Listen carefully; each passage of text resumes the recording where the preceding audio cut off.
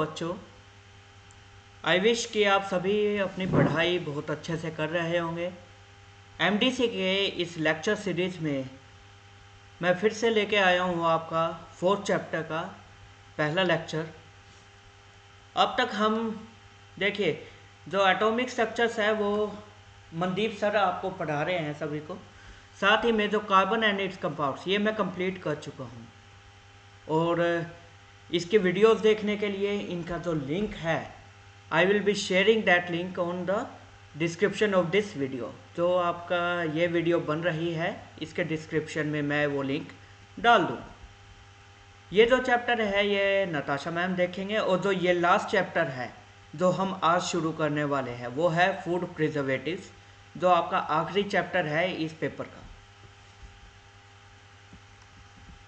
तो ठीक है बच्चों, शुरुआत करते हैं। ये है चैप्टर आपका फूड प्रिजर्वेटिव। तो ज़्यादा समय नहीं लेते हुए हम शुरुआत करते हैं, जिसको खाद्य परिरक्षक भी कहा जाता है। तो इस पूरे लेक्चर सीरीज़ में चैप्टर 4 में जहाँ कोशिश हो सके मैं हिंदी में भी आपको बताता जाऊँगा ताकि आप सभी को आसानी हो। ठीक है, तो स्टार्ट करते हैं। देखिए इस संसार में एक बात समझ लीजिए कि सब कुछ ऊर्जा से चलता है आपका। ठीक है, तो किसी भी प्राणी को, किसी भी जीव को जीने के लिए ज़रूरत है ऊर्जा की। अब वो ऊर्जा हम कहाँ से ग्रहण करते हैं? वो हम ग्रहण करते हैं खाने से, खाद्य से। Right, so food is any substance that organism consumes and use to produce the energy। यानी खाना वह सब्सटेंस है जिसके खाने मात्र से आपको ऊर्जा मिलती है, और उस ऊर्जा का आप यूज़ करते हैं अपने सर्वाइवल के लिए, अपने बचाव के लिए। ठीक है, तो अब एक बात समझिए, आपके खाने में कौन कौन सी ऐसे इंग्रेडिएंट्स है, ज़रूरतें हैं जो कि ज़रूरी है। जैसे कार्ब्स यानी कि कार्बोहाइड्रेट्स, ये सभी वर्ड आपने सुने होंगे, मैं फिर बता देता हूँ जस्ट। राइट, प्रोटीन्स ये भी सुना होगा, विटामिन्स हैं, लिपिड्स हैं, मिनरल्स। तो ये सभी चीज़ें आपके खाने में मौजूद होती है, और हमारे शरीर को इन सब चीज़ों की ज़रूरत होती है। ठीक है, तो सरवाइव करने, बचा, जिंदा रहने के लिए और उन्नति के लिए, ग्रोथ के लिए हमें ज़रूरत किन किन चीज़ों की है? कार्बोहाइड्रेट्स की, प्रोटीन्स की, लिपिड्स की। ठीक है, और ये सभी हमें मेटाबॉलिज्म के थ्रू हमें मिलता है। हम खाना खाते हैं, हमारे पेट में उस खाने का पचन होता है, और पचने के पश्चात हमें ये सब चीज़ें हमारे बॉडी को मिलती हैं।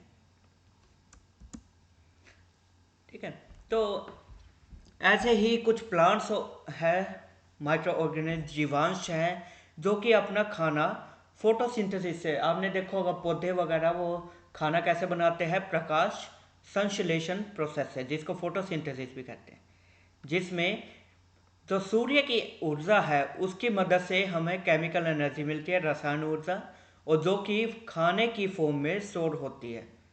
ठीक है, तो पौधों ने खाना बनाया और हमने फिर पौधों से खाना लिया।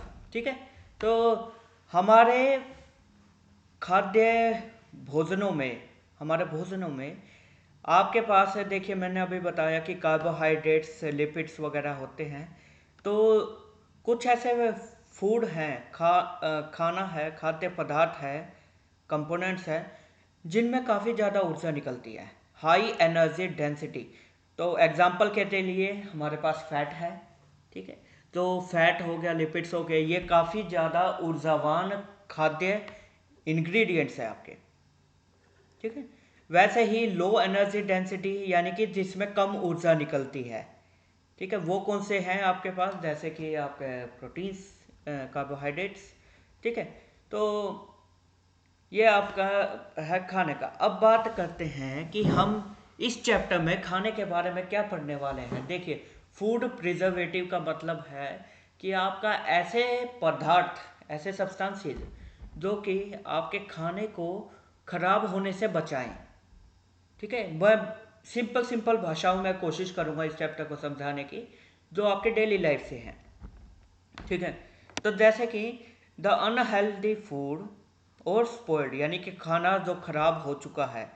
राइट, तो उससे काफ़ी सारी बीमारियां आती है खराब खाना खाने से। राइट, तो इस खाने का खराब होने को हम कहते हैं फूड पॉइजनिंग, यानी कि विषाक्त भोजन।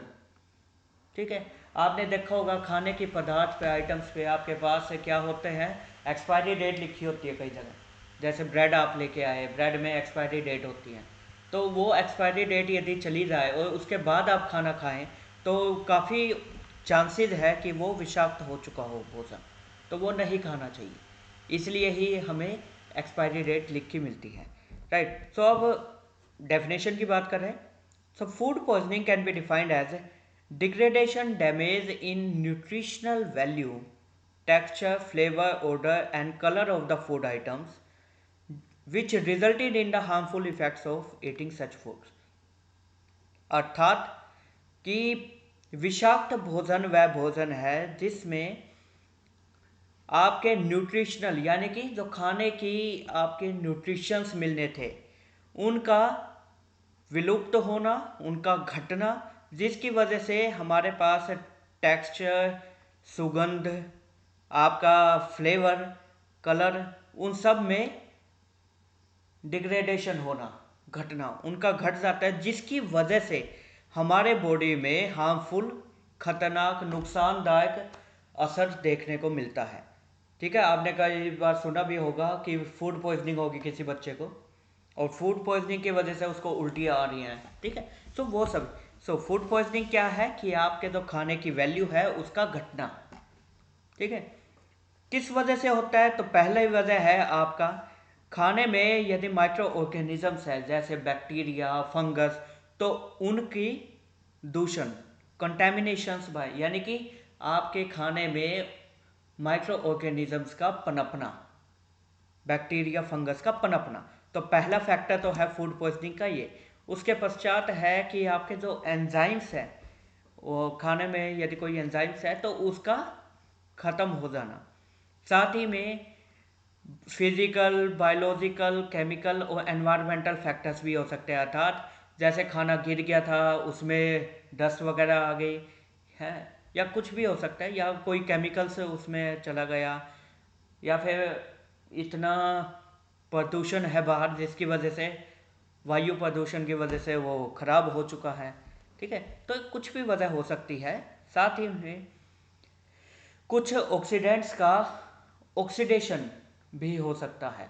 तो इन सभी फैक्टर्स की वजह से आपका जो खाना है वो विषाक्त। तो सेकंड टॉपिक हमारे पास आता है कि फूड प्रिजर्वेटिव है क्या।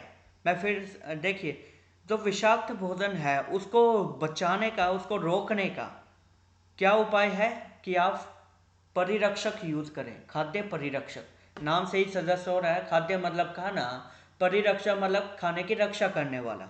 तो इसलिए फूड प्रिजर्वेटिव्स क्या है, खाद्य परिरक्षक।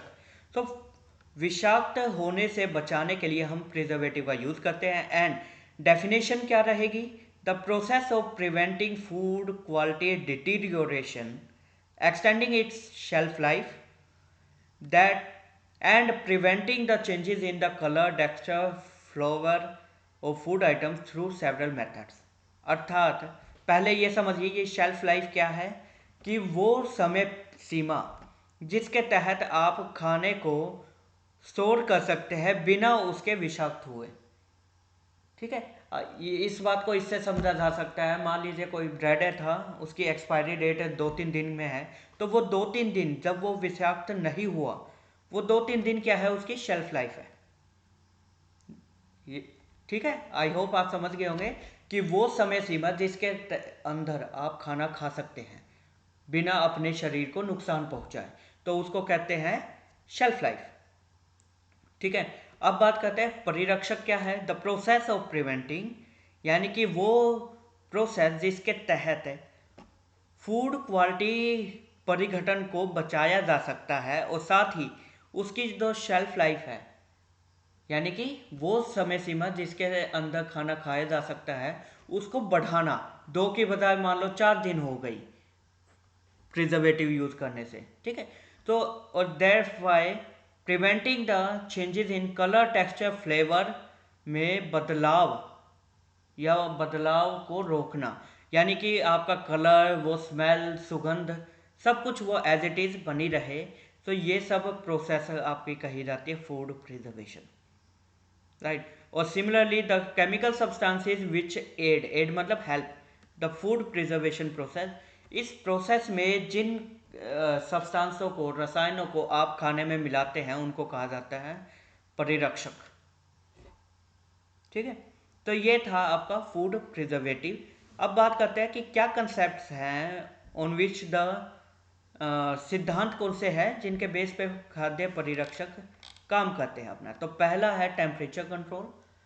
ठीक है, तो एक मोटी सी बात समझ लीजिए आपके लिए कि जितने भी माइक्रो ऑर्गेनिजम्स हैं, माइक्रो ऑर्गेनिजम्स जैसे फंगस, बैक्टीरिया, यीस्ट एट्सेट्रा, तो इन सभी की ग्रोथ के लिए यानी कि उन्नति के लिए ज़रूरी क्या है? टेम्परेचर, तापमान। यदि तापमान आपका हायर है, जितना ज़्यादा तापमान रहेगा उतनी ही ज़्यादा ग्रोथ होगी किसकी? माइक्रो ऑर्गेनिजम्स की। और अभी ऊपर आपको बताया था कि यदि आपके खाने में माइक्रो ऑर्गेनिजम्स अवेलेबल हैं, प्रेजेंट हैं, तो वो आपके खाने को विषाक्त करते हैं, आपके खाने को विषाक्त करते हैं, स्पॉइल करते हैं। तो उनकी ग्रोथ, उनकी उन्नति को रोकने के लिए ही हम यूज़ करते हैं परिरक्षक, खाद्य फूड प्रिजर्वेटिव। तो अब क्या है, जितना ज़्यादा तापमान उतनी ही ज़्यादा उसकी ग्रोथ। तो इसलिए यदि हम उल्टा करें, हमें इसकी ग्रोथ को कम करना है तो हमें क्या करना होगा? तापमान को घटाना पड़ेगा। So low temperature are the most common preservation method. Example के लिए फ्रीज करना, रेफ्रिजरेशन। ये क्या है आपके, जैसे फ्रिज में आपने सामान रखते हैं ना, फूड खाने की जो आइटम्स है उनको फ्रिज में रख दिया जाता है, उसकी वजह ही यही है ताकि वो ज़्यादा से ज़्यादा समय के लिए स्टोर रहे और उनकी शेल्फ लाइफ बढ़ जाए, इसलिए हम उसको स्टोर करते हैं। तो टेम्परेचर कंट्रोल के अंदर कुछ जो प्रोसेसेस है वो कौन कौन सी है, जैसे लो टेम्परेचर स्टेरिलाइजेशन, जिसको क्या कहते हैं आप? निर्जलीकरण। ठीक है, ऐसे पास्चराइजेशन, ठीक है, और रेडिएशन, विकिरण।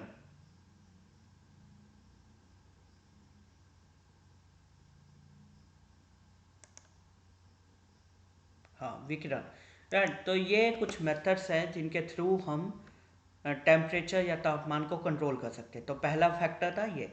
दूसरा मॉइस्चर। अब ये मॉइस्चर क्या है? आपके खाने में नमी होना। ये उदाहरण के लिए आपके पास एक केला है, तो केले में आपको पता है काफ़ी नमी होती है, ठीक है, तो जिसकी वजह से केला जल्दी ख़राब होता है। वही यदि आप काजू को ले लीजिए, बादाम को ले लीजिए, जिनमें नमी कम है, वो आप देखेंगे काफ़ी लंबे समय तक उसको स्टोर किया जा सकता है। ठीक है, तो वही बात है, the growth of microorganism is affected by moisture contents.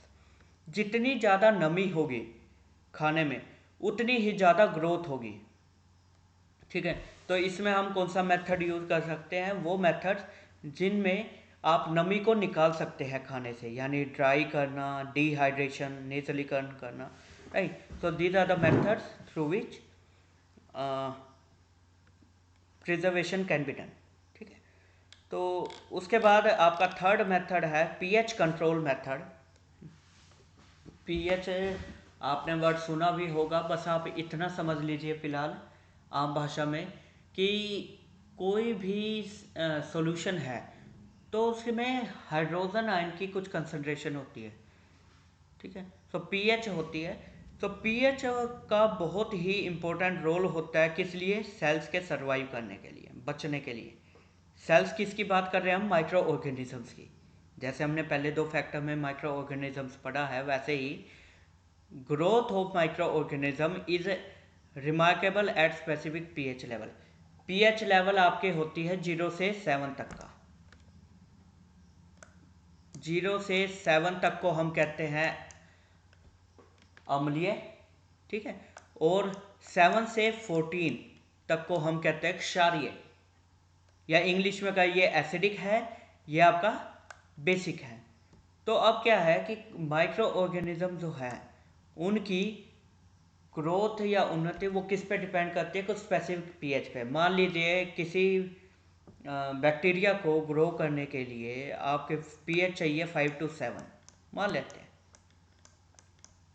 यानी कि अम्ल। ठीक है, तो यदि हम पीएच उस सॉल्यूशन के चेंज कर दें तो क्या होगा कि वो जो बैक्टीरिया है वो वहीं पे मर जाएगा, वो जीवित नहीं रहेगा।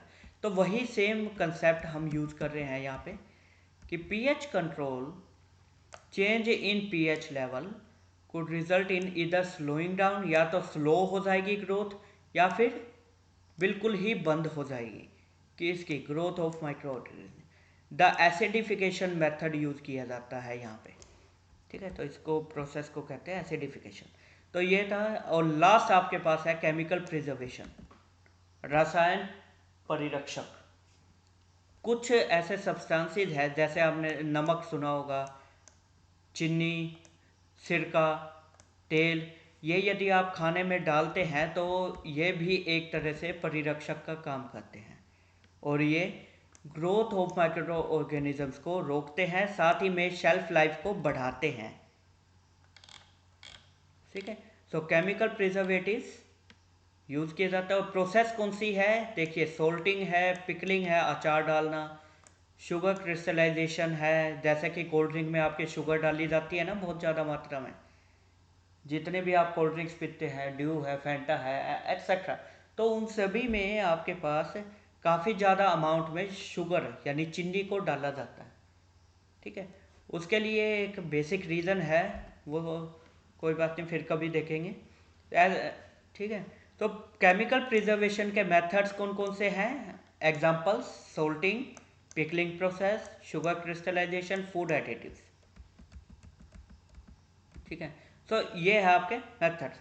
अब खाद्य परिरक्षक करने के क्या ड्रॉबैक्स हैं, मतलब कि लिमिटेशंस क्या है, नेगेटिव इम्पैक्ट क्या है। पहला बात, देखिए, आप सपोज कीजिए आपके पास जैसे मान लीजिए ब्रेड ही है, आप ब्रेड लेके आए, तो आर्टिफिशियल इंग्रेडिएंट को डाल दिया जाता है उसमें ताकि वो ज़्यादा से ज़्यादा चले, ठीक है। या फिर एग्जाम्पल के लिए आम का अचार आप खाते हैं तो उसमें आपने क्या ऐड किया है, सिरका, तो वो सिरका क्या है, आपका आर्टिफिशियल इंग्रेडिएंट है, यानी कि वो नेचुरल तौर पे उस खाने में नहीं था पर हमने बाहर से डाला है। तो पहली बात तो यह है कि हमें वो जो आर्टिफिशियल इंग्रेडिएंट्स है वो नहीं खाना चाहिए था, पर वो भी खाना पड़ा। क्यों? क्योंकि वो काम कर रहा था फूड प्रिजर्वेशन का, ठीक है। सेकंड क्या है, रिसोर्सेज लाए जाते हैं किस लिए, प्रिजर्वेशन के, तो खाने के रख रखाव के लिए कि खाना खराब ना हो, हमें काफ़ी ज़्यादा अमाउंट में रिसोर्सेज हमारे पास लगाने पड़ते हैं, ठीक है। ऐसे ही लार्ज अमाउंट ऑफ शुगर, मैंने बताया ना, जैसे कोल्ड ड्रिंक्स में आपको शुगर ऐड करते हैं, सो ये जो प्रोसेस है कि शुगर को ऐड कर दिया फूड आइटम्स में, ये भी काफ़ी गलत है प्रैक्टिस, लेकिन क्या करें, प्रिजर्वेशन करना है, ठीक है। सो ये 2 से 3 आपके ड्रॉबैक्स थे, ठीक है, फूड प्रिजर्वेशन के। अब आगे बात करते हैं, what are the types of food preservation, कि कितने प्रकार के आपके फूड प्रिजर्वेटिव्स हैं, ठीक है। तो फूड प्रिजर्वेटिव आप शायद समझ गए हैं कि वो सब्सटेंसेस जो कि एक तो शेल्फ लाइफ बढ़ाते हैं, साथ ही में माइक्रो ऑर्गेनिज्म की ग्रोथ को रोकते हैं और साथ ही में प्रिवेंट करते हैं रेंसिडिटी। ये वर्ड शायद आपके पहले आया नहीं आया हो। रेंसिडिटी का मतलब क्या होता है, बासीपन। कोई खाना जैसे बासी हो गया, ठीक है, पूरी रात रखा हुआ था, सुबह खाने लगे तो बहुत बासी लगा, तो वो है रेंसिडिटी। तो उससे बचाने के लिए ही हम ये प्रिजर्वेटिव ऐड करते हैं प्रोसेसेस, ठीक है। तो फूड प्रिजर्वेशन को या तो सोर्स के बेस पे या फिर प्रॉपर्टीज़ के बेस पे कैटेगराइज किया जा सकता है, ठीक है। और साथ ही उनको नेचुरल तौर पे food preservative can be categorize either as a natural और एज ए सिंथेटिक केमिकल्स, ठीक है। नेचुरल प्रिजर्वेटिव्स कौन से हैं, उदाहरण के तौर पे आपका सोल्ट हो गया, अल्कोहल, शुगर, विनेगर, ये सब ये है आपके नेचुरल प्रिजर्वेटिव, परिरक्षक। वही आपके पास आर्टिफिशियल परिरक्षक कौन से हैं, सोडियम बेंजोएट, ये आपका उदाहरण आ सकते हैं, नोट कर लेना एग्जाम पॉइंट से, sorbic acid, BHA, BHT, butylated hydroxy toluene और ब्यूटाइलेटेड हाइड्रोक्सी एनिसो, ठीक है। तो ये थे आपके सिंथेटिक केमिकल्स। ऐसे ही आपको ये सोर्स के बेस पे तो हो गया। अब बात करते हैं प्रॉपर्टीज़। प्रॉपर्टीज़ के बेस पे आप 3 पार्ट में डिवाइड कर सकते हैं these 3 फूड प्रिजर्वेटिव्स को। इन 3 पार्ट में डिवाइड किया जा सकता है। तो पहला पार्ट क्या है, देखिए, एंटी माइक्रोबियल यानी रोगाणुरोधी। रोगाणुरोधी, ये सुना होगा आपने। तो जो भी माइक्रोब्स एंटी माइक्रोबियल प्रिजर्वेटिव को क्या करा है, दैट प्रिजर्वेटिव विच रिटार्ड्स मतलब रोकना, किसको, माइक्रो ऑर्गेनिज्म की ग्रोथ को, जैसे बैक्टीरिया, यीस्ट, मोल्ड, फंगस, इनकी ग्रोथ को, पॉपुलेशंस को रोकना। तो उसको हम कह देते हैं एंटी माइक्रोबियल प्रिजर्वेटिव। इसका उदाहरण कौन सा है, सोडियम बेंजोएट, जो कि नेचुरली क्रैनबेरीज, एप्पल्स, स्पाइसेस यानी कि आपके स्पाइसेस में मिलता है। साथ ही में सोडियम नाइट्राइट, जो कुछ ये क्या है आपका, पालक, मूली, गोभी, ठीक है। तो इन सभी में, पत्ता गोभी, इन सभी में भी मिलता है। ऐसा ही फॉर्मल्डिहाइड, जो कि लाइफ फॉर्म्स में मिलता है। तो ये आपके किसके उदाहरण है, ये आपके हैं एंटी माइक्रोबियल प्रिजर्वेटिव। पहला हो गया। दूसरा, एंटीऑक्सीडेंट यानी ऑक्सीकरण रोधी। तो एंटीऑक्सीडेंट प्रिजर्वेटिव क्या है, आपके खाने में काफ़ी ऐसे पदार्थ हैं। एक बात समझ लीजिए, हमारे वायुमंडल में जो ये ऑक्सीजन है ना, आपने सुना होगा नाम, ये काफ़ी अच्छी ऑक्सीडाइजिंग एजेंट है। आई मीन कि ऑक्सीजन आपके खाने में जो भी पदार्थ है उनको, उनका ऑक्सीकरण कर देती है। तो एंटीऑक्सीडेंट का मतलब, एंटी मतलब विपरीत, ठीक है, एंटी मतलब विपरीत। तो ऑक्सीकरण रोधी, ऑक्सीकरण क्या हो गया, ऑक्सीडेंट, ऑक्सीडेशन, ये हो गया ऑक्सीकरण। और एंटी मतलब रोधी, तो ऑक्सीकरण रोकना, उसको हम कह देते हैं एंटीऑक्सीडेंट, ठीक है, एंटीऑक्सीडेंट प्रिजर्वेटिव।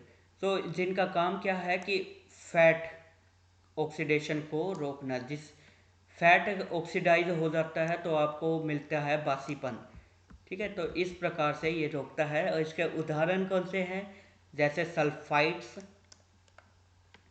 जो कि आपके ड्राई फ्रूट्स, काजू वगैरह और वेजिटेबल्स में मिलता है, ठीक है। तो ये similarly natural process of ripening, ripening word क्या होता है आपका, परिपक्व होना। जैसे आपका आम है, आम का पकना, ठीक है, आपने कई बार सुना होगा, ये तो पका हुआ आम है, ठीक है। केले का पकना आदि। तो राइपनिंग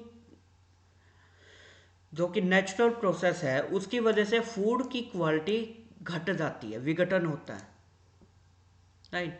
और इस विघटन का या राइपनिंग का सबसे इम्पोर्टेंट कारण क्या है, जो खाने के अंदर आपके एंजाइम्स मिलते हैं, ठीक है।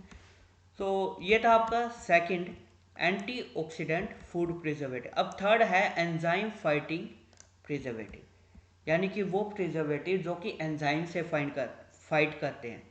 एंजाइम से क्यों, क्योंकि एंजाइम की वजह से क्या हो रही है अपनी राइपनिंग, परिपक्वता आ रही है, ठीक है। तो यदि एंजाइम को ही रोक दिया जाए तो परिपक्व होगा ही नहीं और उसकी क्वालिटी बनी रहेगी खाने की, ठीक है।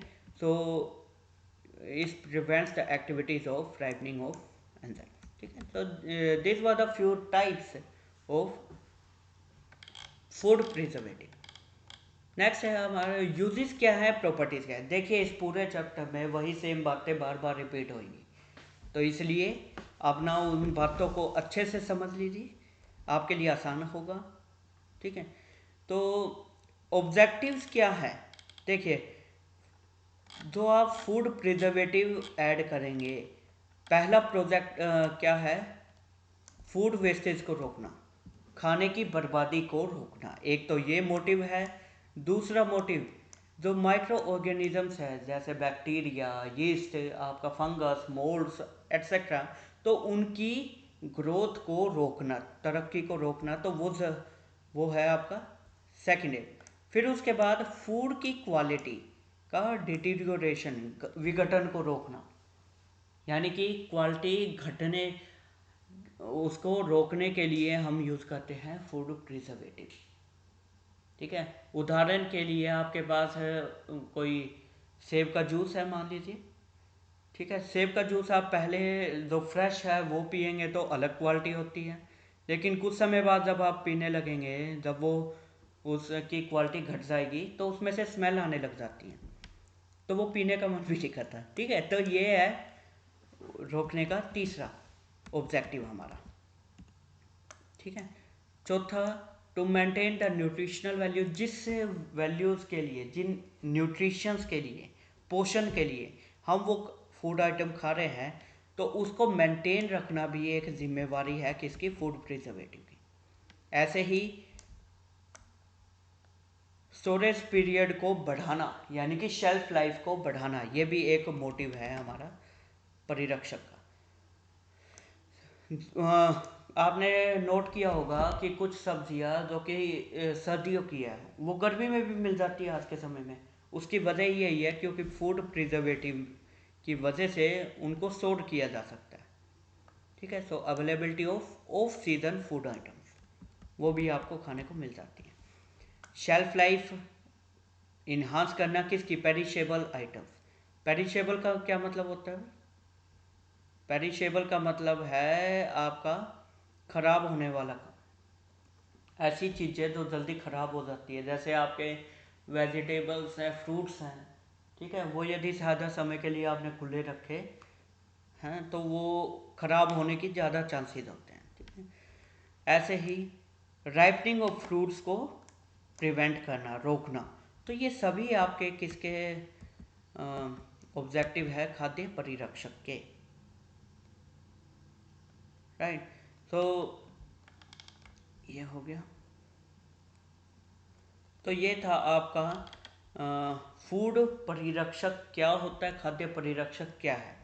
अब इसके बाद हम आगे फिर स्टडी करेंगे हमारे नेक्स्ट वीडियो लेक्चर में कि रेंसिडिटी या बासीपन होता क्या है। ठीक है, तो अब तक यदि किसी भी विद्यार्थी को कुछ भी पूछना है, ही और she is most welcome. Comment section आपके लिए ओपन है, आप पूछ सकते हैं। ठीक है, तो पिछले सभी चैप्टर 2 की लेक्चर सीरीज, उनका लिंक मैं इस वीडियो में डाल दूंगा आपको। कीप स्टडी, पढ़ते रहें। ठीक है, आप सभी को बहुत बहुत शुभकामनाएं। हाँ, अपना पढ़ाई जारी रखें और कुछ भी पूछना हो, यू आर मोस्ट वेलकम। तो नेक्स्ट वीडियो में मिलते हैं बच्चों, टेक केयर, बाय।